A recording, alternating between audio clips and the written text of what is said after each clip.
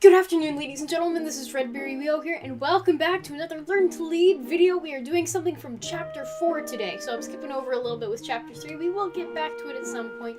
Anyway, so today we're talking about the Leadership Matrix. Now, if you've ever looked at Chapter 4 of the Learn to Lead book, then you will see this lovely visual, which I have right here. You see it? See, we've got the two axes. Wait, is it backwards? So on this vertical y-axis, we have the leadership arenas, right? And then on this axis, we've got leadership skills. Now, we're going to go into each of the different sections of those different arenas and the different skills associated with those. So, let's jump right on into it. Okay, so if you're talking about the different arenas or the different levels of leadership, you've got tactical, you've got operational, and you've got strategic, right? So let's talk a little bit about the tactical level. Tactical level of the arenas in the leadership matrix is basically tactile, or the hands-on area where the rubber meets the road, as the book says. So if you're thinking about an element leader or a flight sergeant, they're getting in and they're accomplishing the mission that the organization has set out to do. And they are making sure that everything is done on that lowest level of leadership. Think of an example from your life. It can be in Civil Air Patrol, it can be outside of Civil Air Patrol, that might apply for like the tactical level. So you could think of it like a teacher for a class. They're doing the instruction. A school board advisor isn't doing the instruction themselves. The teacher is ensuring that the students are learning everything in their classes. So if you have a little bit of difficulty understanding, well, chain of command and different levels of leadership within Civil Air Patrol, think of it like that. The teacher is doing everything hands-on with the students. Well, it doesn't necessarily have to be hands-on, but they're doing it at that lowest level of leadership. And then we move on to the next arena, which is the operational arena. And basically, you can think of that as a school principal, where they're in charge of, or a school administrator. They're that next tier of leadership, alright? So they're ensuring that the team is accomplishing the mission that is being done at that tactical level. A school administrator might have the goal of having all students get a 3.0 or higher this semester. It may not be a realistic goal, but it is a goal nonetheless. And that administrator is helping set that goal, and then the team, or the different teachers, are trying to disseminate that goal amongst themselves and accomplish it.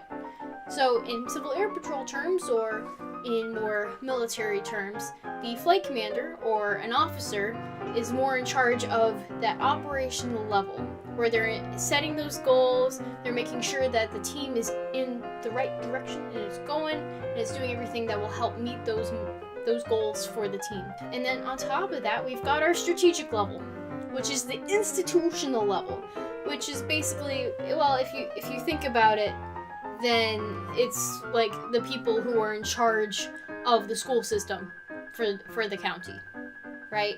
And with Civil Air Patrol, the National Commander and the Board of Governors. Each of those positions, people are going to be instituting changes, and they're going to be making decisions. And on each of those levels, those decisions will have an impact at different times. On that tactical level, it's immediate. Like, you will see changes here and now because they are doing the changes.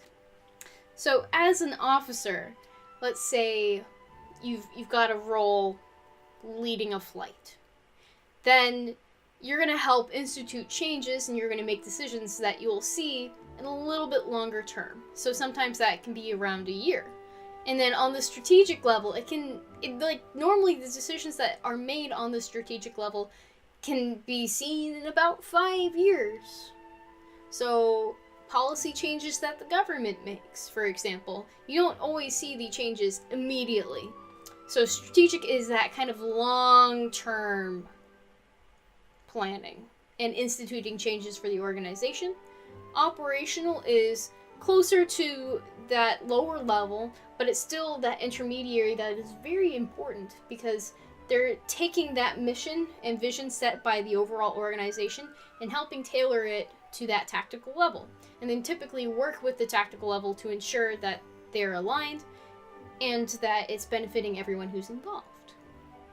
Okay, now that we've talked about the different arenas, let's talk a little bit about the different skills associated with each of those levels. Now, you'll see that it says personal, it'll say people and team, and then it'll say institutional, right? So, the personal level, as I was saying before, you are very hands-on in that tactical level position, and you are ensuring that everyone kind of gets that one-on-one mentorship, that you're working with people and that they're achieving as individual. And then on the operational level, you're looking overall for the team. You're looking out for the entire team as a whole.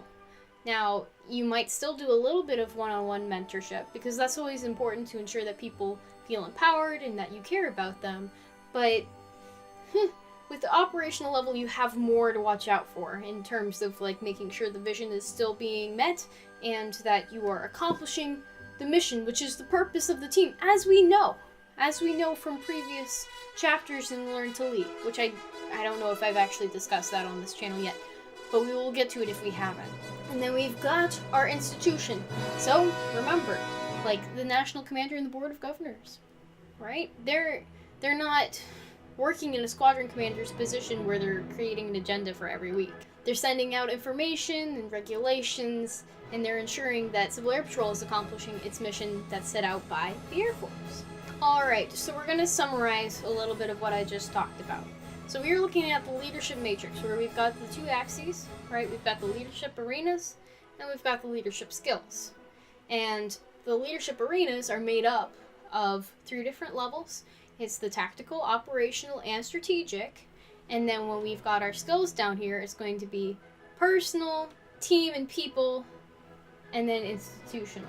Alright, so these things go hand in hand in what kind of leadership styles that you're going to be implementing with your organization or whatever group you might be involved with. Ensuring you are fulfilling your role as a leader is very important.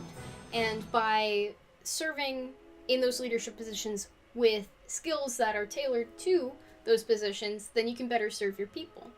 Just remember, the leadership matrix is very important in understanding what your role is, no matter what you are, whether you're an NCO, cadet airman, or even a cadet officer. Alright, so thank you guys so much for watching, and that is all, folks. Until next time, toodles.